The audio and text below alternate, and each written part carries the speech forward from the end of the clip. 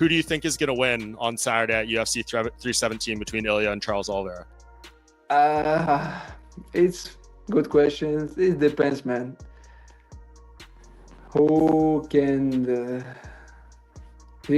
follow his MMA? Who can follow his game plan? Conor McGregor took to ex-former Twitter shortly after the chaos settled when Ilia Topuria stepped into the octagon against Charles Oliveira. 1 second, they were circling each other, and the next, Oliveira was flat on his back before he even knew what hit him. The crowd went silent for a heartbeat, then exploded into cheers. At that moment, time slowed down for every fan watching live. You could hear the thud of the knockout punch carry through the arena, feel the floor vibrate under your feet, and see the shock on fighters' faces at ringside. Then, just when you thought it was over, Paddy Pimblett sprinted into the cage, shoving Topuria and adding a wild twist to an already unforgettable moment. This wasn't just a highlight clip or a replay, it was raw, live emotion. In this video, you'll hear every gasp, every shout, and every stunned "no way" as experts and fans reacted in real time. You'll relive the spin of the camera, the announcer's stunned voice, and the split-second decision to charge into chaos. By the end, you'll know why this one punch and that sudden altercation will be talked about for years to come.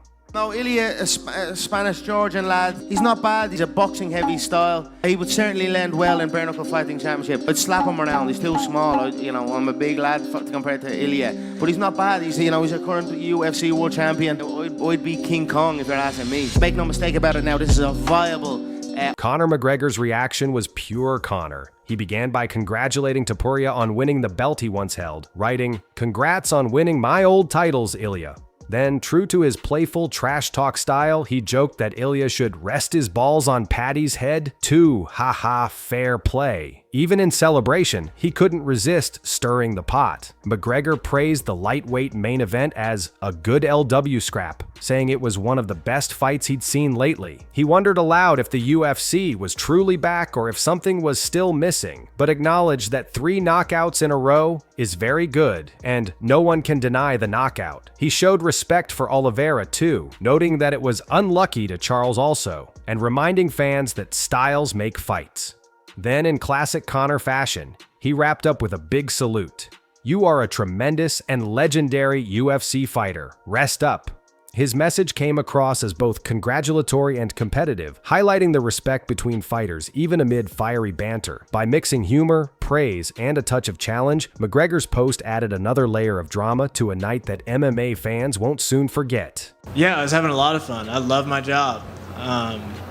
I was saying Bora, Bora, and that's his native tongue. He knows what I was saying. Yeah, I mean, I gotta watch it back. Honestly, I could watch it back and pick everything apart, but yeah, I think this is probably the biggest win, and it makes me feel the most like a fighter. UFC 317 highlights, starting with Payton Talbot's fight against Felipe Lima. From the first bell, Talbot comes out swinging, landing crisp jabs and powerful kicks. Lima tries to regroup on the ground, but Talbot controls the pace and lands enough strikes to win a unanimous decision. After the fight, Talbot grabs the mic and calls out Adrian Yanez, saying he wants that next matchup. Henry Cejudo jumps in on social media, calling Talbot the real deal, and Alan Juban adds that Lima made a few mistakes but has a bright future. Talbot, breathing heavily and smiling, talks about how relieved he feels to have the weight off his shoulders after a tough loss earlier in the year. He admits he wanted a knockout but respects Lima's toughness. You get to hear him reflect on what he learned, like needing to stay quick on his takedown defense and keep his pressure constant. The mix of fight footage, crowd cheers, and candid post-fight thoughts gives a clear picture of what it's like to fight at this level and the mindset needed to bounce back.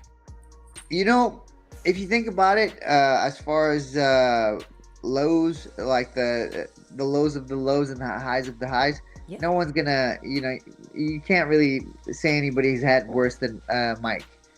The highest of the highs and the lowest of the lows, right?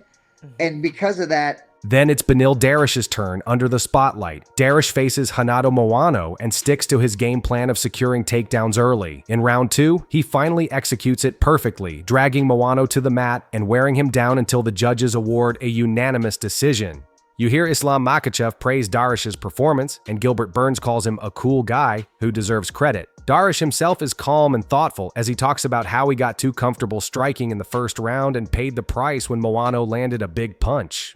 That wake-up moment pushed him to focus on his strengths. grappling, and control. He thanks his team, expresses his desire to be a champion, and jokes about how watching tape can be tough when you see your own mistakes. The segment blends highlights of takedowns and groundwork with Darish's honest reflections, showing how fighters adapt mid-fight and grow from every moment in the octagon. Dana, originally, Brandon Royval versus Manel Kape was billed as a flyweight title eliminator. Is Royval versus Joshua Van next for the title? Yeah, Dana.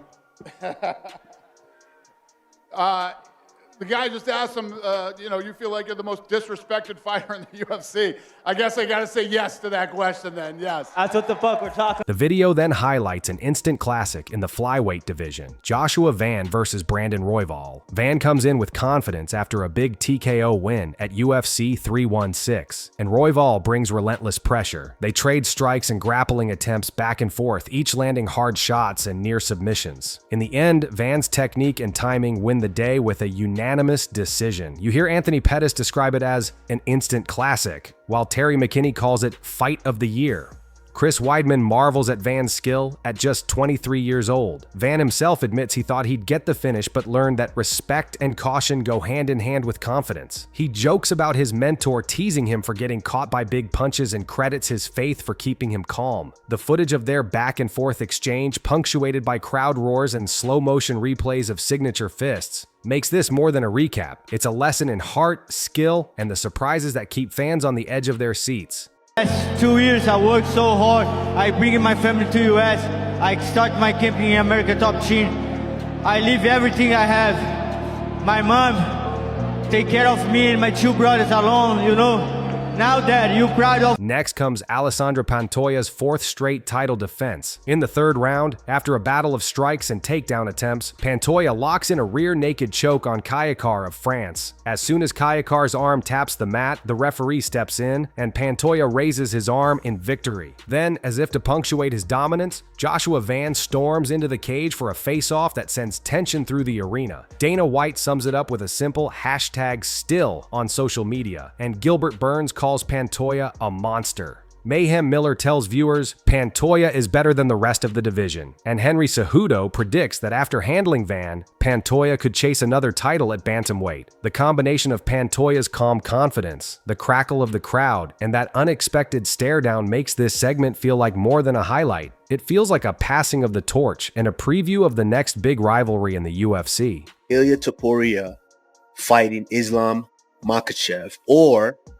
should Ilia just fight Volk again? I feel like Ilia deserves that, but it takes two to tango, and I don't feel like these Dagestanis, bro. Even though they say anytime, anywhere, it's like Islam wants to make sure that Ilia deserves it. He wants him. Then the moment everyone was waiting for arrives. Ilia Topuria versus Charles Oliveira for the UFC Lightweight Championship. Topuria comes out aggressive, feinting with jabs and then unleashing a crisp left hook that lands flush on Oliveira's chin. Oliveira's eyes go wide, his legs give out, and he collapses face first onto the canvas. The referee waves the fight off, and the arena erupts into cheers and stunned silence all at once. Topuria pumps his fists and lets out a roar of triumph. But the drama isn't over. Paddy Pimblett, angry and hyped by the knockout, bursts into the cage and shoves Topuria. Security rushes in to separate them, and the tension spikes again. That split second of chaos, right after one of the most brutal knockouts you'll ever see, makes this main event feel like a blockbuster movie. You feel the shock in your chest and hear the crowd's mixed roar of applause and disbelief.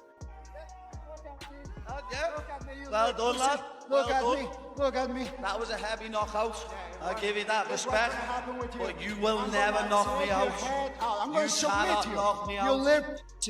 What I'm going to do is you can't knock me out. What follows are the raw, live reactions that turn this highlight into a legend. Henry Cejudo calls Topuria the biggest superstar in the UFC right now. Gilbert Burns says, wow, Topuria is different. Kenny Florian explains that no one stands a chance against that level of boxing defense and striking power. Brendan Schaub reminds viewers he predicted Topuria's rise. And Yuri Prohaska admires the strong, beautiful combination that ended Oliveira's night. Each clip shows a different side of the moment. Some reactions are calm and analytical, others are loud and emotional. You can almost hear the voices echo in your living room, making you feel like you're right there in the arena. This chorus of respect, awe, and excitement drives home why this knockout won't be forgotten anytime soon. I think the lightweight division is the most exciting division right now. It's just death row in the lightweight division at the moment. Like the top 5, dude, that guard up there right now, it's just killers, man. But especially with Ilia Topuria entering the mix, right? The whole big story over the past week was he obviously vacated the title at featherweight, but apparently he said the UFC told him, we promise you a title opportunity if you vacate. That's what he told. After the dust settles, commentators turn their attention to what comes next for Topuria. Some name Arman Sorokian as the next challenger, saying he could pose a real threat. Others point to Driz Duplessis, who's earned a reputation for precise surgical striking. There's talk of a super fight with the champion from another division, something that could break pay-per-view records. Even Paddy Pimblett's shove in the cage sounds like a challenge. I want that shot.